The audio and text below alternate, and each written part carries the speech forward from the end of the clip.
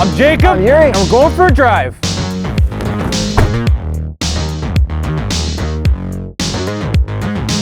'19 Jaguar I-Pace. HSE EV400. Horsepower and torque. I'm gonna say that from a launch. Because this car is really fast, right? It is. Launch control. Doesn't have it. Does it need it? No.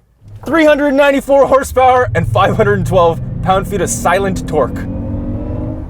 Is this the fastest electric car we've driven? Yes, it is. And everyone can now criticize us for not driving a Tesla. Yeah, we haven't driven a Tesla yet. Everybody, on the count of 3, go to Twitter, tweet Elon Musk, and tag @StraightPipers. Get him to get us a Tesla. We're happy to review one. Right now. Pause the video, do that, come back. All right, now that we're back from that, this thing is so quick. Silly quick. 0 to 100 kilometers in 4.8 seconds. Very, very respectable. And this is all-wheel drive. Yes, it is. And just in case people don't know, this is fully electric. This is Jaguar's first electric car. Yes, it is. And I guess Range Rovers technically, because this is pretty much just a different shaped Evoque Kind of. with electricity. But it is a little bit Jag still. It is definitely Jag. At least the front end is. The body styling. So this is all-wheel drive. It's got 2 motors, one on the front and one on the back, and the best way to test that is through Cliche Corner. So let's go for a full electric send through Cliche. And this thing is absolutely incredible. That instant torque is ridiculous. It's so fun. I feel like this feels faster than 911s through here. This would be faster than a base 911. I will put money on that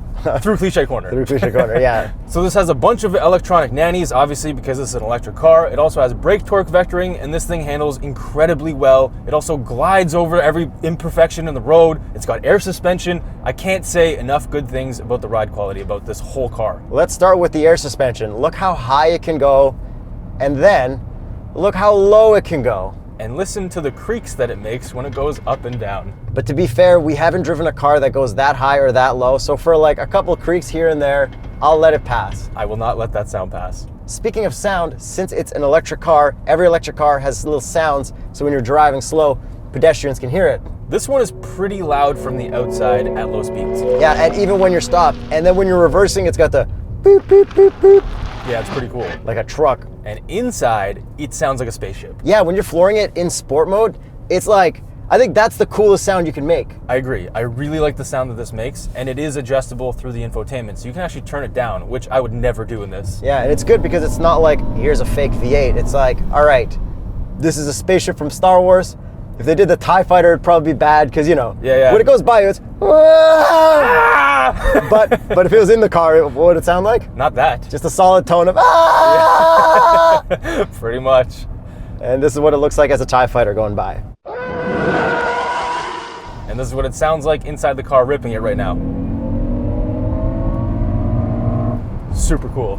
So let's talk about these drive modes. We have dynamic, we have comfort, we have eco, and then we have ADSR, which the name is kind of weird, but it stands for adaptive surface response. So that's basically for like low friction launches, so in case you're stuck, that's it. So this is not for off-roading. Well, it kind of is. Because it can raise so high. It can raise so high, and then you have that ADSR mode, so that's the only time that you'd pretty much ever use those modes. I kept it in eco mode pretty much the whole time. And what's nice about eco mode, it changes the gauges and it shows up green. When you're in sport mode, it shows up red. I kept it in dynamic because I feel like this thing needs to be in dynamic mode because it's just such a good car to drive. But when you floor it, eco or dynamic, it's still pretty much just as fast. It feels very similar. Like, I don't know if there's actually a difference, so if there is, it's not that big. And since it's an electric car, we need to keep an eye on how much electricity we waste. So what's the total range of this? Total range per Jaguar is 377 kilometers. You could probably get more out of it if you drive more economically.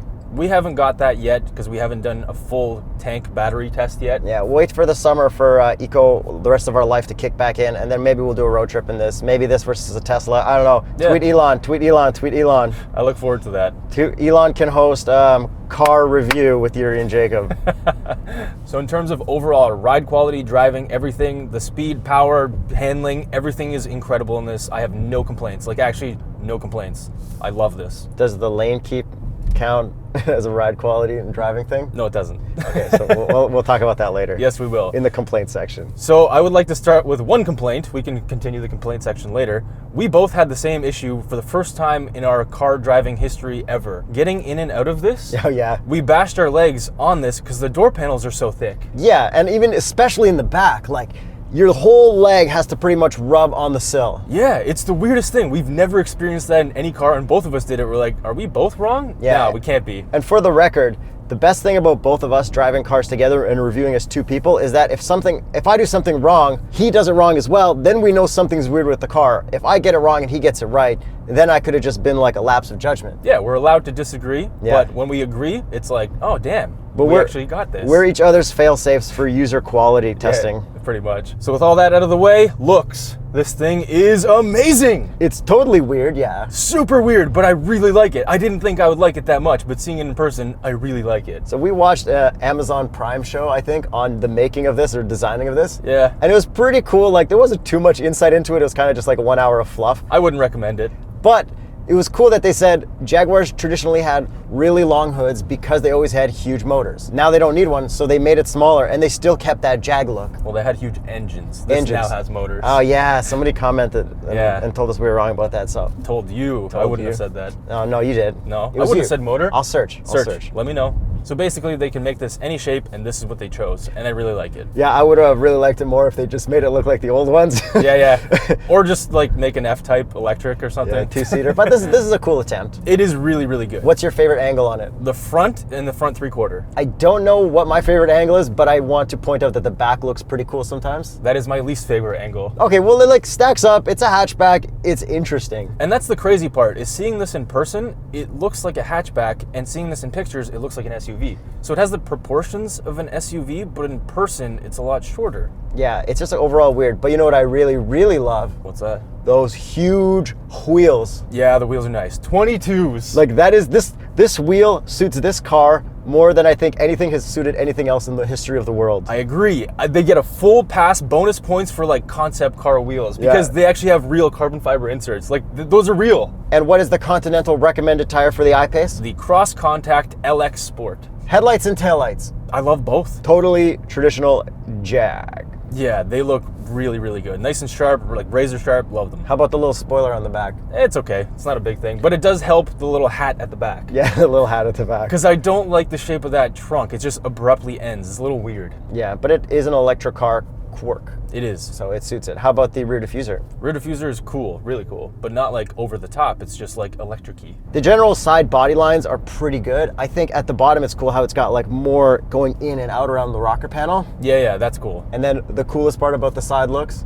The fenders? No, What? the door handles. Oh, the door handles, yeah. Okay, another cool thing I like about the looks. So the front, there's no motor up there. I mean, there is, but it's not an It's engine. at the bottom, yes. Yeah. So we do have a little frunk, which is literally the smallest frunk in the history of frunks, I think. Yes, it fits like a newspaper. But what's cool is that they've got this air curtain from the front vent that brings it through the hood and up and over. I think that's my favorite overall design feature because it reminds me of the i8 a little bit. I appreciate how modern and electric and current this looks. Like it's not way over the top one way or the other. It still looks like a normal car, but you can kind of tell that something's different. And I appreciate that. It's at the upper echelon of way over the top. Yeah, and this Or gets a lot of... the lower echelon. Is echelon even the right word? I don't even know. I feel like I've heard that word. And this gets a ton of attention on the road, like a ton. Everyone's staring. They don't know what it is. They're like, oh, it's a Jag, but what is it? Why am I looking at it? All right, Yuri, with looks done, send it and send you into this electric driver's seat. This has how much range again? 377 kilometers. No range anxiety for me here. Yeah, I didn't really have any either. Okay, so I live in an apartment. I need to clear that up because most people say, oh, if you have an electric car, you can charge at home. I literally can't. So I did some experiments. When I went out to the mall, I found a fast charger, plugged this in, and I got from 30 kilometers to 300 kilometers in about an hour and a half of charging while I got lunch and did some shopping. Do you want to talk about that charging stuff right now? Yes. Okay, so you went to a fast charger, which was approximately probably a 50 kilowatt charger because we don't have 100 kilowatt chargers available. Yeah, it was charging at about 50 kilowatts, which you could see from my Instagram story where I document the boring stuff that can't fit into a full video review. So this can use up to a 100 kilowatt charger, however, none of those are available. So at 50 kilowatts, it charges at about half the pace. So it doesn't charge as fast as other cars, which actually have more range, like the Chevy Bolt and the Hyundai Kona EV. Even though they have more range, they have a smaller battery. I guess if you're making a luxury electric car, you have to put more stuff in it so you could sell it for a higher price. Maybe, but I feel like they should have just got more range out of a 90 kilowatt hour battery. Well, you are the electrical battery engineer, right? I am not. That's what I thought. Tesla did get more out of a 90 kilowatt hour battery though, right? Let the engineers deal with that. Just what I thought. So this takes a total of 13 hours to charge at a level 2 charger. And then at home, it'll take pretty much forever off a normal charger. Yeah, don't even bother with a level 1. But like my experience was pretty fine charging at an external charging station. So at a 50 kilowatt level 3 charger, you can get 0 to 80% in about an hour and a half, which is a little long, but it's kind of reasonable. And I'm getting a lot of comments from people saying this costs more than gas, and a lot of other comments of people doing math that this costs less than gas. But the important thing is you need to be getting this car because you want like future tech, you want to be moving away from fossil fuels. Those are the kind of people who are getting this car. Yes. They're not the kind of people who are trying to save a penny on charging. No, because this car is also very, very expensive. And every electric car is more expensive. So the people who buy this are more about the future than about like a cost savings. For sure. Some of them are about cost savings, but it takes way longer to actually get your cost savings unless you drive a lot. And then people are saying, oh, it's so inconvenient, I gotta spend 2 hours charging it. It's like, but back to the whole working towards the future thing, it makes sense that way. But currently it's very inconvenient. It's very inconvenient if you don't have a plan. Now let's get to the real problems.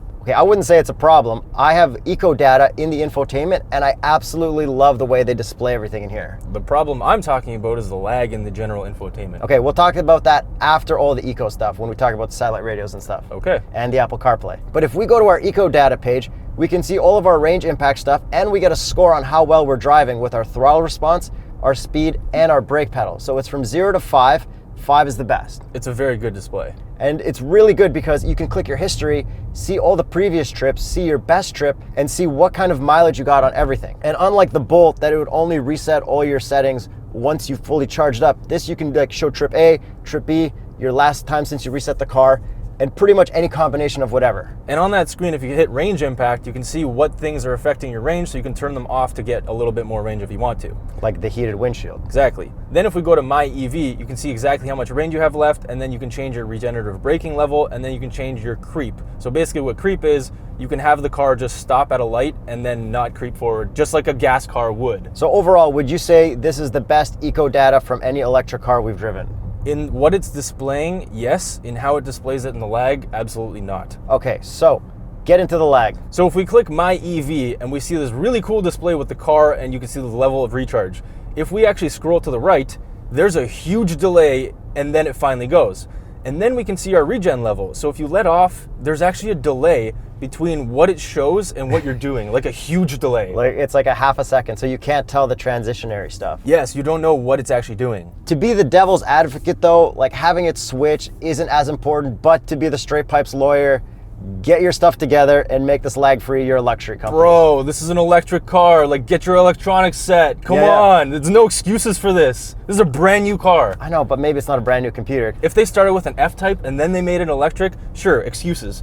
This brand new car, clean sheet, no excuses. I know, but it's the same screens from the Range Rover. Add more RAM. I don't care. Okay, let's talk about the gauge cluster for a second. More lag over there. Yeah, from charge to power, there's some lag, which is not good. Not good.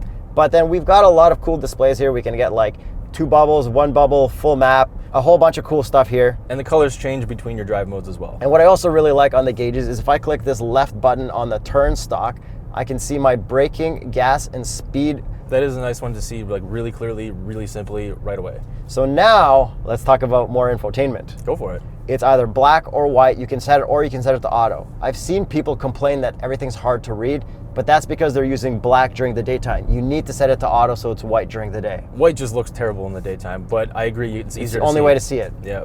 Below the infotainment, we've got that smaller screen that controls our heating, our seats, some other little things, and we've got our climate buttons. Yeah, so the climate buttons are actual displays as well, so you can push and pull them, which is a little weird but kind of cool. However, my issue with that is the actual buttons feel a little bit cheap and creaky. They do, but like the whole pulling and pushing to change what's inside the screen button is like so luxury. And speaking about these dials feeling a little cheap, they feel just as cheap as the scroll wheel on the steering wheel. Yeah, those are pretty much the 2 biggest issues with buttons in this whole car. Everything else is like really, really high quality. How about all piano black buttons on the steering wheel? Honestly, I don't know why, but I didn't mind it for some reason because I was like, I'm an electric car, it's the future. But they work really well. Yeah, they do. Like, no issues from me. They are greasy and disgusting, but besides that, yeah. Yeah. And everything else here that's piano black, like, I don't want to accept my fate as the future of piano black. Yeah, I know, fight it, man. Just like I've been fighting for rewinding satellite radios, which this has, and it works perfect. Yeah, it does. Do you know what doesn't work perfect? Android Auto and Apple CarPlay. So apparently you can get it. Apparently you can. I've seen YouTube videos showing it, but I don't understand why this one doesn't have it. Yeah, when we click our settings, it just takes us to our Jaguar in control apps or none. Yeah, so you can't actually activate Android Auto, even though there are Android settings in the settings menu. And what Jaguar in control apps thing does, it's like you can download it to your phone,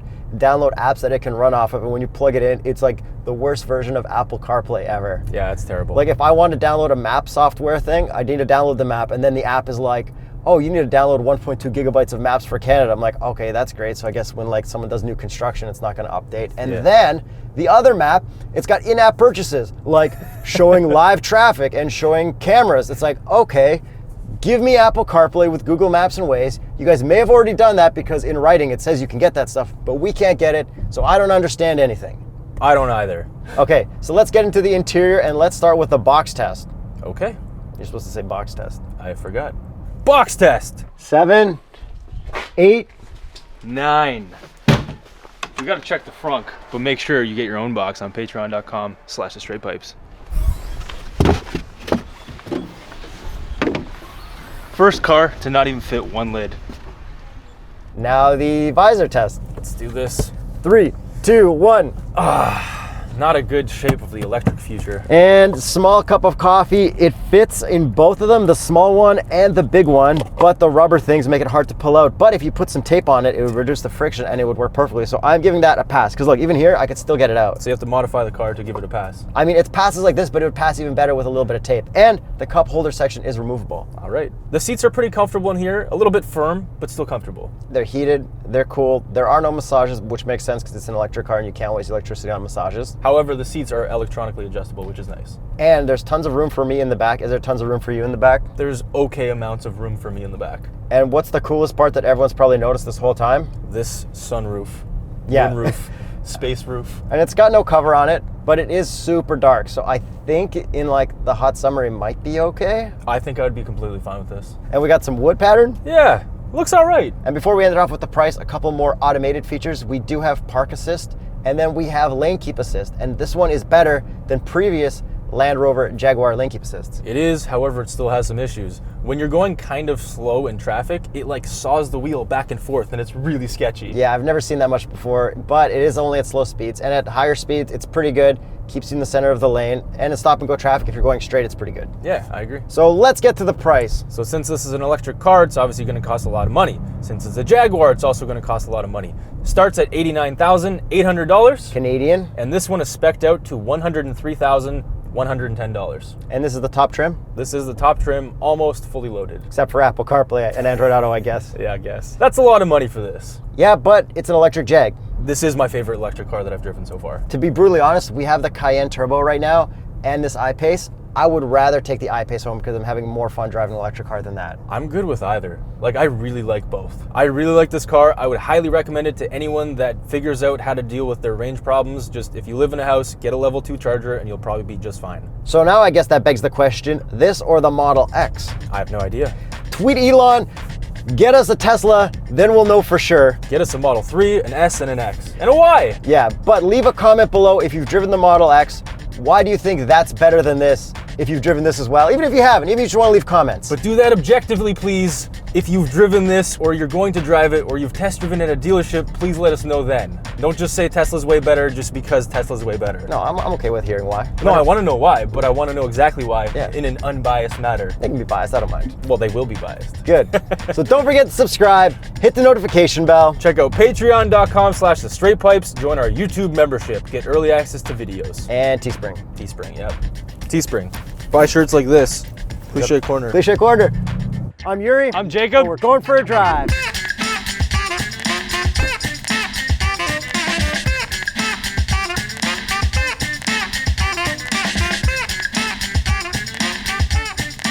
This is a subscription break. Don't forget to subscribe. Subscribe right now. Subscribe. We didn't do that.